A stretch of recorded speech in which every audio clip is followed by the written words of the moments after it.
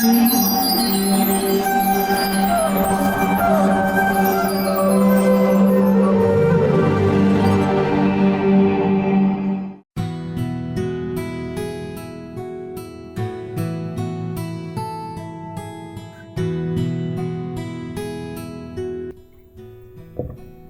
Om Vishnu Padaya Krishna Prastaya Bhutale Srimati Bhaktivedanta Swami Nityanamane Namaste Saraswati Deve Gaudavani Pacharane Nirvasesha Shunyavadi Pasjacha Desatadane Jai Srila Prabhupada. Ki Jai.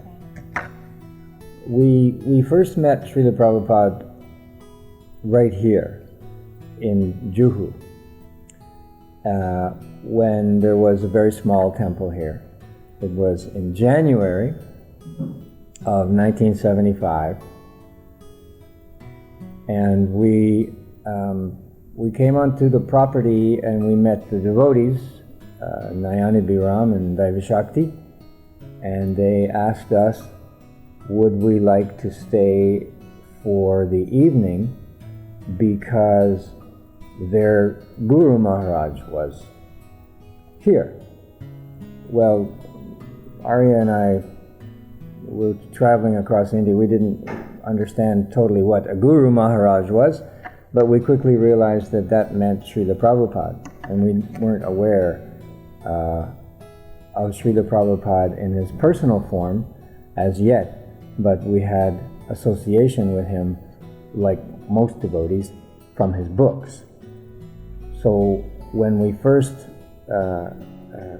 saw Prabhupada, it was almost like finding a friend, an old friend, because we had read his books as we traveled across Europe and the Middle East in 74. But when we first saw him, it really struck home. The devotees were having kirtan, so we couldn't quite see Srila Prabhupada. And then when they paid their obeisances, Srila Prabhupada was sitting on the Vyasasana, and we could see him.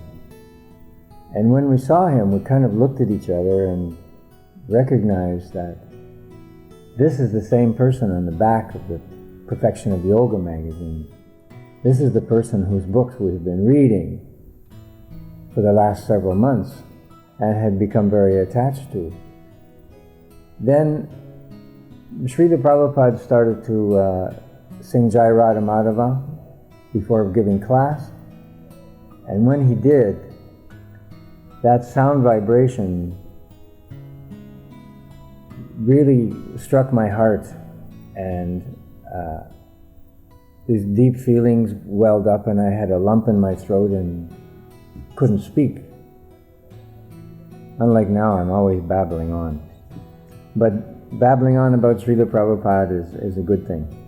So basically that's when we first saw Srila Prabhupada, and then from that point forward, thanks to Giriraj Prabhu and Gopal Krishna Maharaj, Giriraj Maharaj now,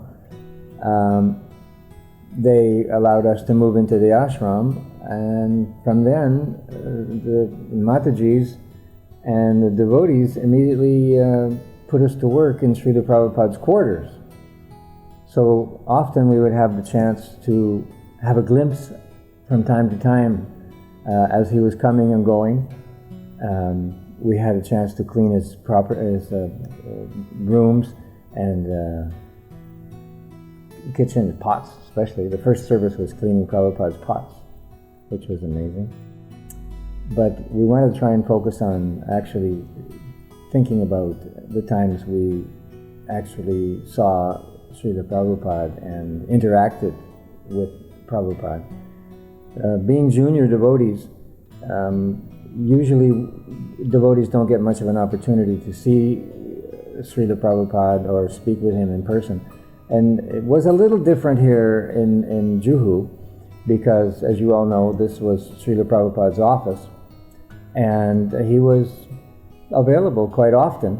As a matter of fact, every evening anyone could go up to his quarters and have darshan. Quite often he would have darshan there, and you could go up together or on your own and sometimes sit there and ask questions, but he didn't particularly like it if you would just sit there and look at him.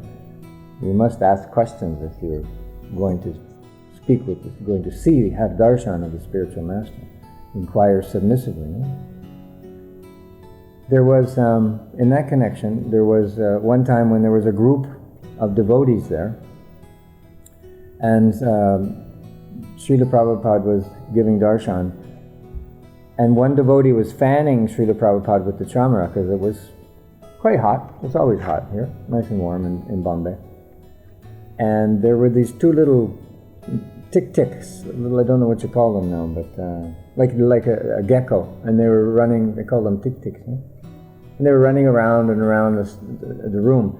And the devotee noticed that they were getting really close to Srila Prabhupada. He had a chamara, so he was trying to chase them away with the chamara. And then, so Prabhupada looked up to see what he was doing, and because he wasn't being attentive to fanning Srila Prabhupada, so he wanted to see what the problem was. And he saw these two little tick-tick things, and he said, "Oh, never mind." So the devotee went ahead and just kept fanning him. After some time, they chased each other around there over his head, and the devotee was worried that they might fall on Srila Prabhupada. It's not very nice to have those creatures fall on you. So he tried to fan them away, but it didn't work. And sure enough, right in front of everybody, there was a big class there, a lot of guests. They fell. They both fell. They were chasing each other, and they both fell. And one of them fell from the ceiling, and it landed on Srila Prabhupada's lap, and then scurried down his leg and across his lotus foot, and ran across the floor and up the wall again. And everybody was so stunned, we were all so shocked that these little creatures were going to had landed on Srila Prabhupada, and we didn't know what to say, and we were wondering what he was going to say. And he looked up and he looked around at everyone and he just said, "Charming couple." He was so amazed, he was so amazing that he was indifferent to the fact that these nasty little creatures had fallen on him. But they got the mercy. They got to touch Srila Prabhupada's lotus feet, which many of us never did, myself included. That was one thing. You want to mention something else? Srila Prabhupada, when he was in Bombay, he would go for daily walks at Juhu Beach with many prominent individuals like Dr. Patel and Mr. Sethi and many others that are now very famous because of their association with Srila Prabhupada. And he would take a lengthy walk, and a lot of those devotees that were with him were significantly younger, but they had a really hard time keeping up with him. Prabhupada had quite the stride. And after his half-hour walk on the beach, he'd come back and his shoes would be removed. He would take his shoes off, of course, and step into the temple, which then was just a raised concrete platform with a red brick attached structure, which served as a deity house and the kitchen. It was all very modest, and it was right where the Krishna Kaliya little pond is now, just to the right when you're coming through the gates at Hare Krishna land. And that's where the temple room was. Right by the road. There was no fence, no wall, no gate. Just open to the street and open to the Shiva temple across the street. And Prabhupada would offer his dandavats to Shri Shri Radharasa Bihari when the curtains were opened. He would stand with his hands folded until the curtains opened, and then fold dandavats on the floor, and then sit on his Vyasasana and chant Jai Radha Madhava. He often came to Bombay during the 3 years that the construction was going on at the temple here, temple property, and so we saw him frequently. He was very focused on this project, making it a priority in his life, although he did travel far and wide, but he always came back and was very involved in the ongoing steps of developing this project. He was very, very concerned that it should be completed in a timely manner. He really wanted to be here for the opening. That was very pertinent issue for Srila Prabhupada. So being new devotees, I would watch with curiosity what the Matajis were doing with flower garlands, making flower garlands. And one day I got the bright idea that, I should try to make a flower garland for Srila Prabhupada, because he's coming every morning. He comes out of the building and he walks past down the road and out to Juhu Beach. But being a new devotee, I didn't really get a chance to go on the walk, but I could see him. Anybody could watch Srila Prabhupada walking down the little road between the buildings and past the garden. So I thought, maybe I can make a flower garland. So the Mataji told me, well, you just take the string and you go like this and you make a big circle and you put the flowers. So it looked easy enough. So I made one flower garland one morning, and then there was a small wall around the garden, so that you could hear Srila Prabhupada coming, because he always had a nice entourage with him, and devotees were eager to come and see Srila Prabhupada at any time of the day or night, wherever he was. So devotees would gather knowing that he's going on the morning walk. So you could hear him coming, and I jumped over the wall and quickly tied the garland together. And then as he approached, of course, we paid our obeisances right away, and as Srila Prabhupada was coming closer and closer, I was noticing the devotees were there, and beside him, I think, was Harikesh, and of course, Giriraj Prabhu and Gopal Krishna Maharaj were there. And so I had this flower garland, I held it up to Srila Prabhupada, asking for his permission to place the garland around his neck before he went on the walk. So he gave me the usual okay. So I put the flower garland on Srila Prabhupada, but I didn't make the garland big enough. And the flower garland would sit on Prabhupada's head and rest on his ears like that. And I became really frozen. I didn't know what to do. He just thought he was standing there waiting for me to do something. And I quickly looked over at Giriraj and Gopal and over the other devotees looking for some advice. What should I do? And they gave me a look as if to say, well, you got yourself into this mess. You're going to have to figure out how to get out of this mess. So what do? Do I take the flower garland off and miss my opportunity to put a garland on Srila Prabhupada for the first time? And I thought, no, I have to make it fit. So I reached up and I rolled the garland gently over his ears until it was around his neck, just like Kuntimala. And I realized I made a great mistake because it was too small. But still, Srila Prabhupada accepted it with grace and went off on the morning walk. The next couple of days, I learned my lesson. So I started to make the flower garland earlier, and then every day I made a much, much bigger garland. And Srila Prabhupada, in his great kindness, would allow me to put that on him. I made them from mogras because I knew he liked the little mogra flower. So I would make the flower garland much bigger, and I would put that on him before he went on the walk. And he would wear that garland through the morning program because it wasn't big and heavy. It was a nice light one, and he liked it. So that was, for me, a really highlight in my devotional career, being able to garland Prabhupada before his morning walk. It was. The flowers that my husband made the garland with were mogras, and Prabhupada continued wearing that garland throughout the day. He really liked the mogra, and where the green is now, there, that nice flat field or yard, it used to be the garden. And there was night queen and mogra, and what else was there? Champak. It was all full of different flowering trees and bushes. And when you walked by there in the morning to go to Mangalarti, or when Prabhupada would walk there to go on his morning walk, you'd smell this bouquet of beautiful aromas coming from that flower garden.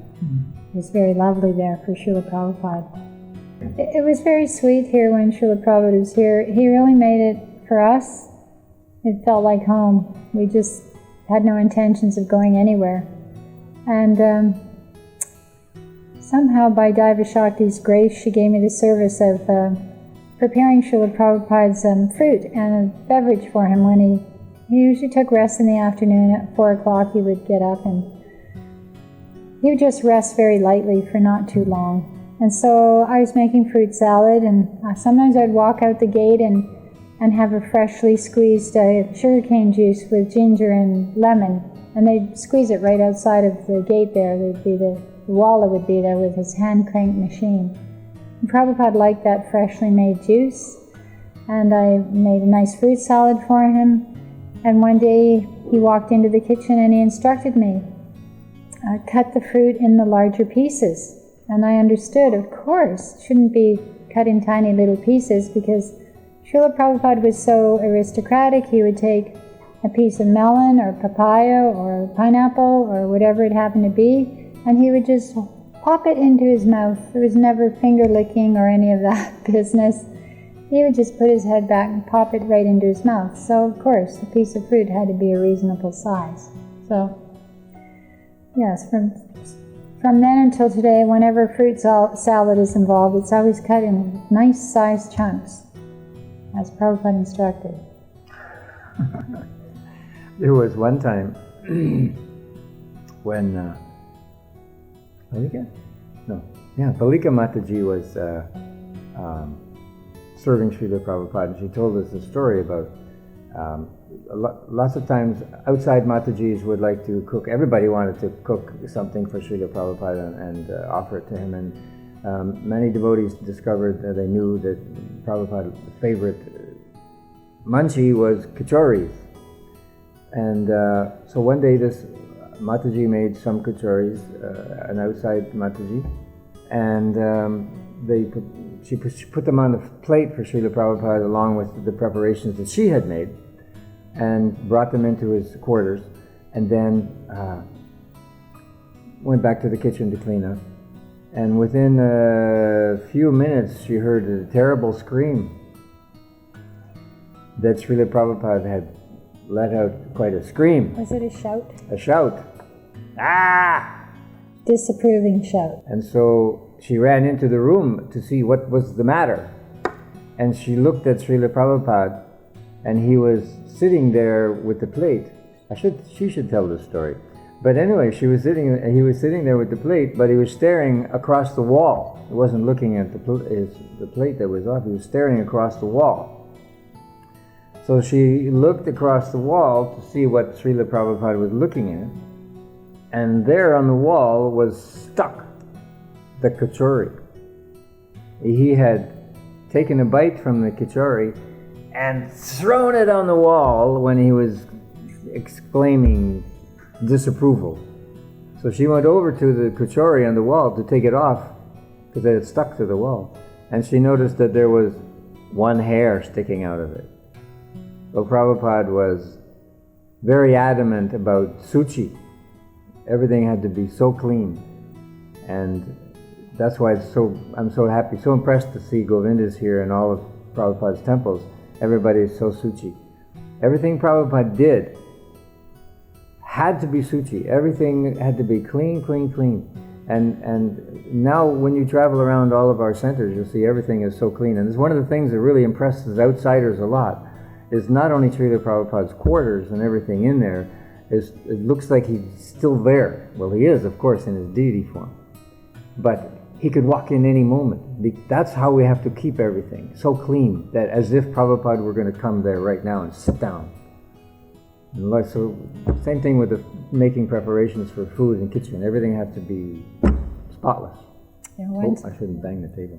One time Srila Prabhupada did a surprise inspection of Aditya's quarters. She was living in this tiny little abode that was at the front of the property. It was just tiny, where they found that Hanuman statue. Oh, right. Yeah. And it wasn't announced that he was going to, and he just inspected her quarters, and she had a roommate, and the roommate was quite sloppy. And Prabhupada was very disappointed that her ashram was not all in order, and she took it very seriously and shared that with me. And from that point on, Aditya Mataji always made sure that just in case there was a surprise inspection, everything would be in order. And then one time I would shop for vegetables for the sabjis for Srila Prabhupada, and Prabhupada told Daiva Shakti, whoever is buying these vegetables, does not know how to buy good vegetables. So I realized I really had to be on it and focus on quality, and just like one zucchini is not good enough, it has to be like, find the subjects that are best for Srila Prabhupada.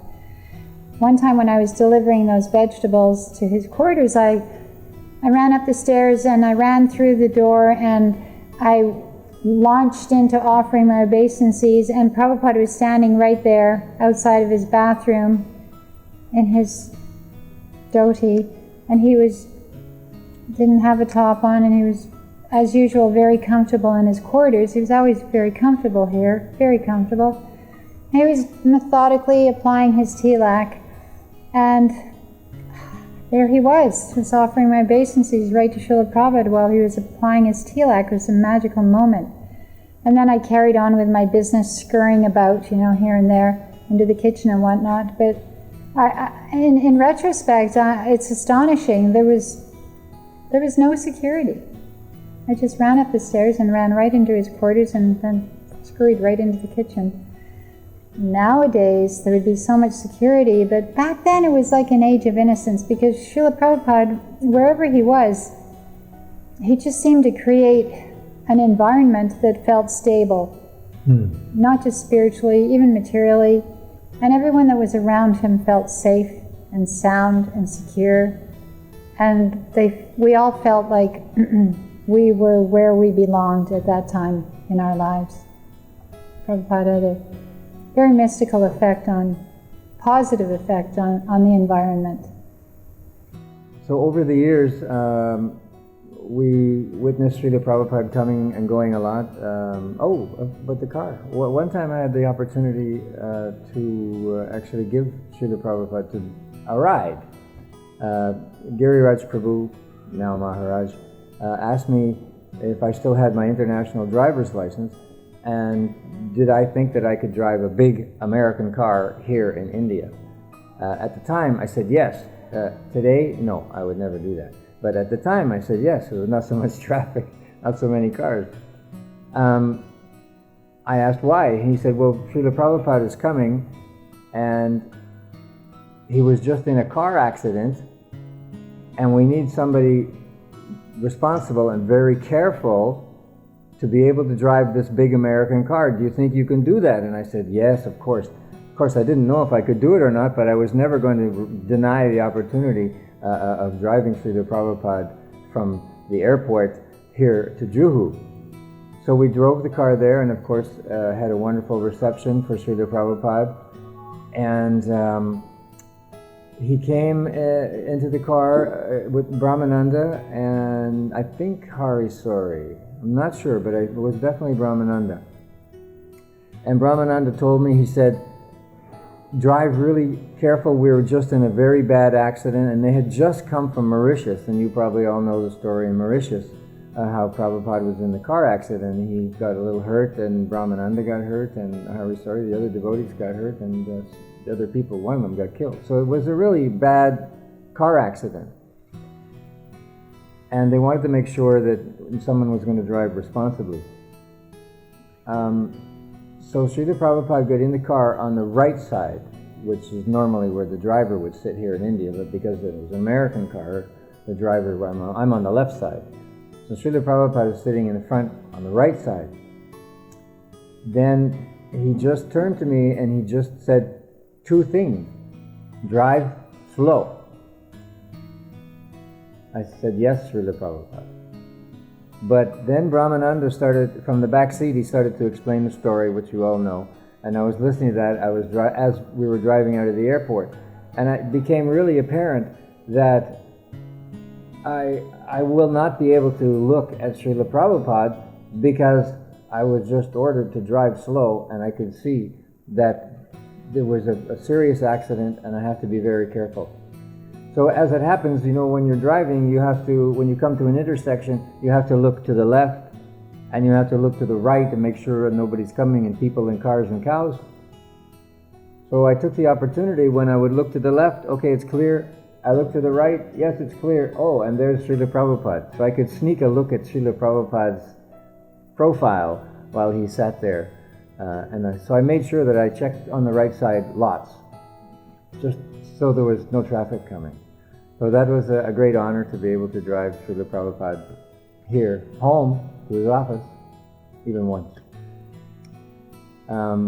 Then as he got older, I mean, he never got old, but as his health deteriorated, or it appeared to deteriorate, he had difficulty going up the stairs in his quarters at the time, were in that building, but the staircase was very narrow, and it was a spiral staircase that went up. It was really, really narrow. So he wanted a palanquin built that we could carry him up the staircase, and by Krishna's transcendental arrangement, myself and Arjuna were asked if we could carry the palanquin and carry Srila Prabhupada up the 2 flights of stairs to his apartment. So of course we immediately agreed. So the first morning, when Srila Prabhupada came back from his morning walk, the carpenters had made this palanquin, and so he came and he was inspecting the palanquin, and he walked around it, and he's looking at it very carefully and analyzing the structure of the palanquin. And before he sat on the palanquin, he said, he said, I'll sit on it, but I think you have to put some more braces, but let me just check up. So he sat down on the palanquin, and he nodded that we should go. So we picked up the palanquin, and because the stairs are so steep, you know what happens when you're going upstairs and you want to keep things level, so the person in the front, he has to hold from behind, and the person behind, he has to hold up high above the shoulders to make sure everything is level. So I was lucky, I got to go in the back, so I could hold up the back, and I could see Srila Prabhupada. So the very first time we took him up in this small palanquin, up the very small staircase, he was hanging on quite carefully. He was being very careful that we would not, tip over this way or that way, so he was hanging on. And then when we got to the top, he got out and he walked around the palanquin again, and he looked at it and he said, yes, you need to have a brace from this point to this point and this point, or a little over there. So Srila Prabhupada is the master of all knowledge, not just the spiritual knowledge. So he understands even little tiny things like construction, like dynamics in construction. So the next day they put those braces on as Srila Prabhupada wanted, and then after the morning walk, he came back and he sat in the palanquin this time and said, okay, and off we went again, and watching him again from behind as we're going up the stairs, and it's actually scraping around the corner. As you go around the corner, it would scrape on the walls. And this time, he wasn't hanging on, but he was chanting japa. He was being very focused on what we were doing. And we got to the top, and he got out, thank you, and he went. So that went on for several days. And after a few days, we noticed that he was feeling more comfortable as we would take him scraping along the wall as we would go. And this last time, he wasn't chanting. He said to us, Arjuna and I, because there's only 2 people could fit in the hallway and the stairs as you would go around. The other devotees would run up ahead and they'd be waiting upstairs. So Prabhupada said to Arjuna and I that, he said, yes, the palanquin is very good. My mother, when she would go out of the house, she would only travel by palanquin in those days. So in the early 1920s, like that, when his mother or any of the women family members would go out in a closed palanquin with curtains around. And so he was quite comfortable, thank goodness, he was quite comfortable in the little palanquin. There was a really interesting story about the palanquin, the same palanquin, which was quite small. I don't think it's the one that's in his quarters now, but it happened at the quarters. One day, Srila Prabhupada created a real miracle. Well, every day he creates real miracles, but this one, everybody in Juhu got to witness and take part in.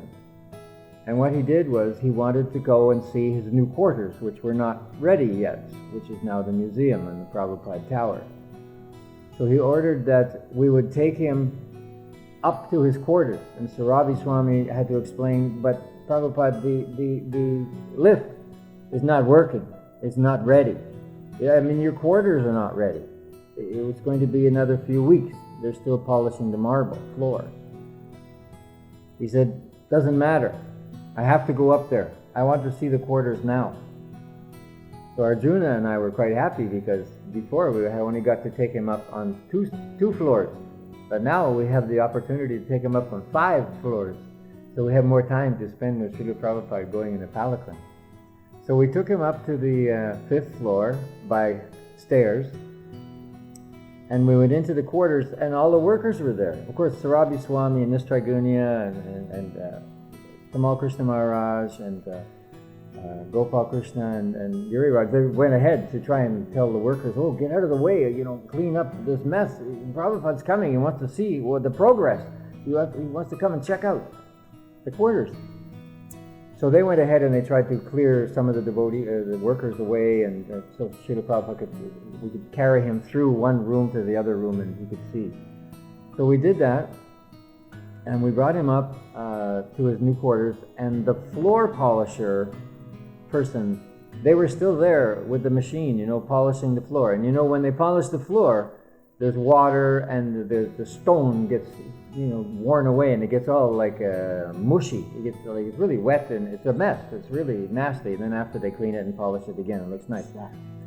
So that slurry was all over the floor, and Prabhupada, we put him down. So he got out of the palanquin carefully, and the devotees took him from one room to another room very carefully.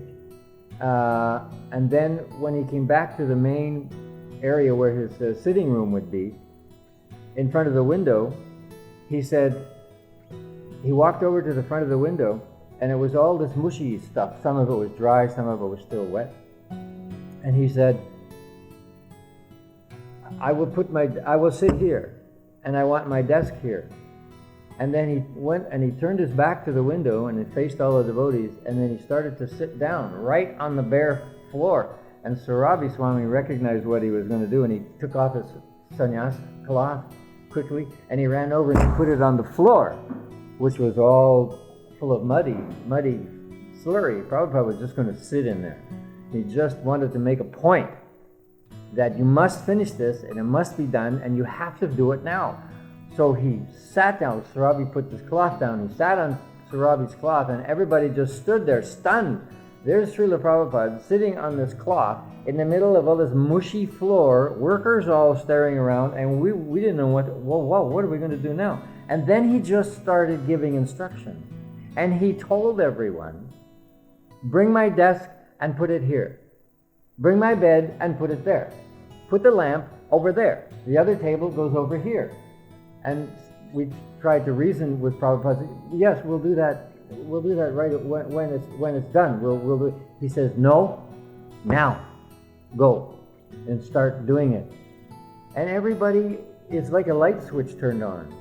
Everybody forgot who they were.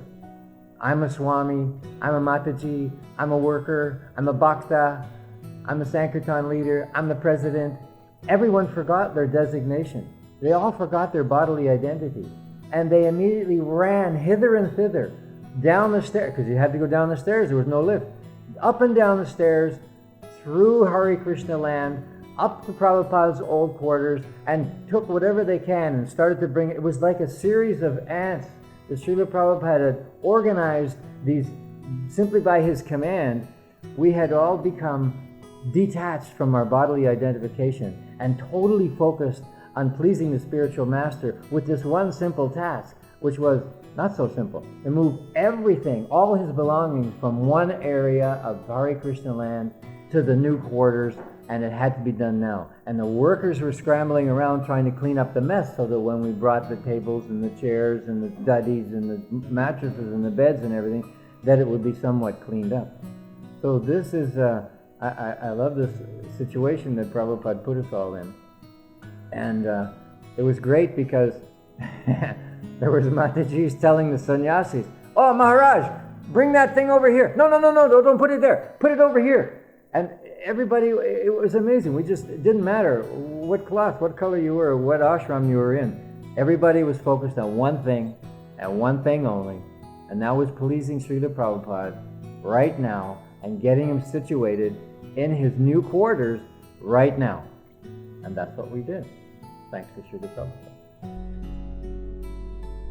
Meeting Srila Prabhupada and being in his presence is very special, of course. And we were all sad when he became more ill and it became apparent that he was going to leave us. But we still, we're always clinging to some hope that, well, maybe he'll stay, maybe he'll recover. So here in Bombay, at the time in 1977, October, oh no, it was before October, because he went, it was the summertime, after the Pandal he had done here, the last Pandal he did in Bombay. He was scheduled to go to Vrindavan.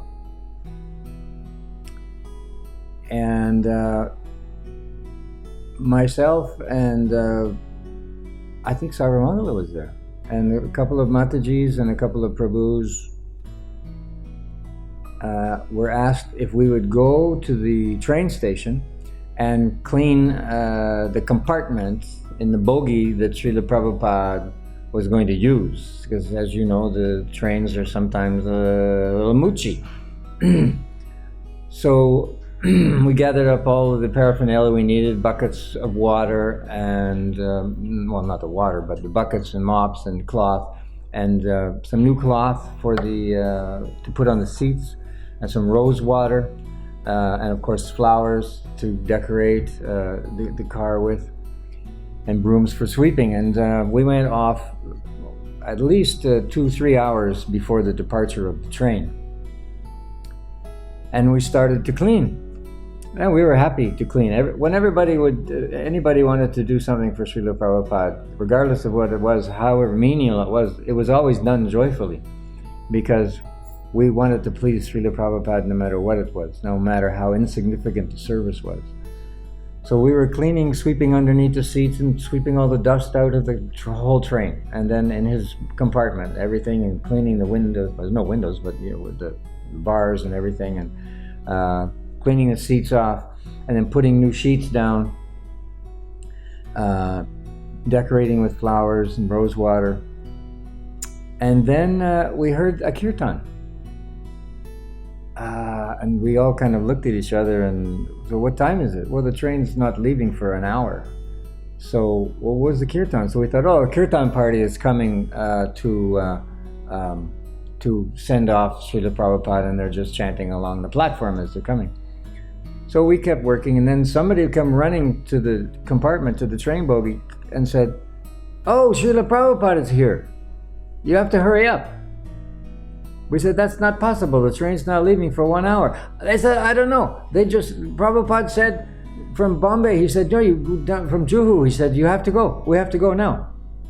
So we said, okay. So we had to scurry around and make everything as nice as possible and get rid of all our dirty paraphernalia and buckets of water and move them off out the door as Prabhupada came along. But of course, he was quite ill at that time. And he was difficult to move him. I'm not sure if he was in a palanquin or how they brought him, but when he was getting up into the carriage, you could see that it was very stressful for him. And so the devotees arranged for Srila Prabhupada to lie down on the bench in the bogie that we had just, in the compartment we had just cleaned up. So Srila Prabhupada was lying down on the bench, and we were all fussing around. Of course, there was a small kirtan. There was no big kirtan party, but the devotees that did come had brought kartals and madanga. So a small kirtan was going on, and we were a little confused because we thought, well, this will be wonderful. We have an hour. We can sit here and have kirtan with Srila Prabhupada. This is great.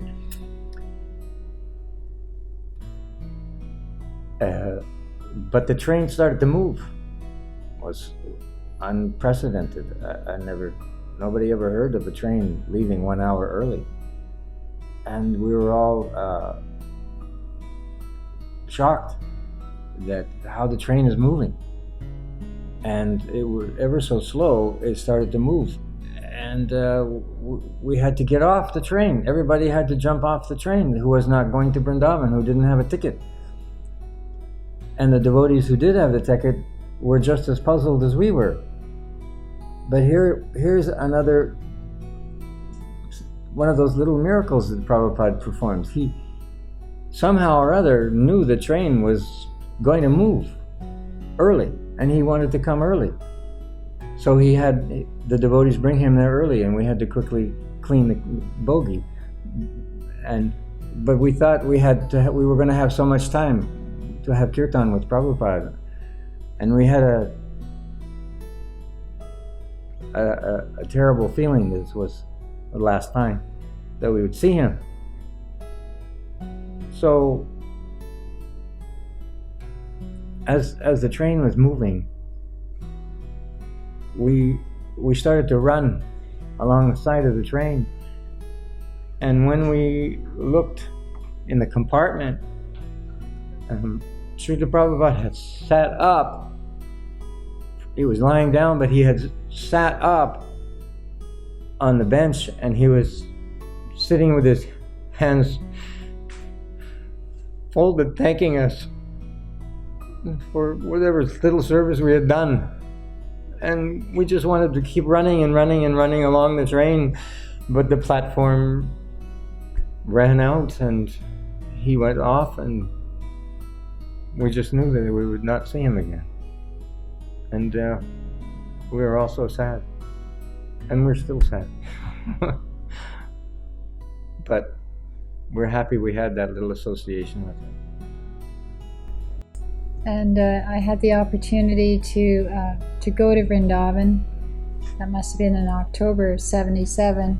Srila Prabhupada was still on the planet, and I had to go for some passport issue to Delhi. And so I took the opportunity to go to Vrindavan.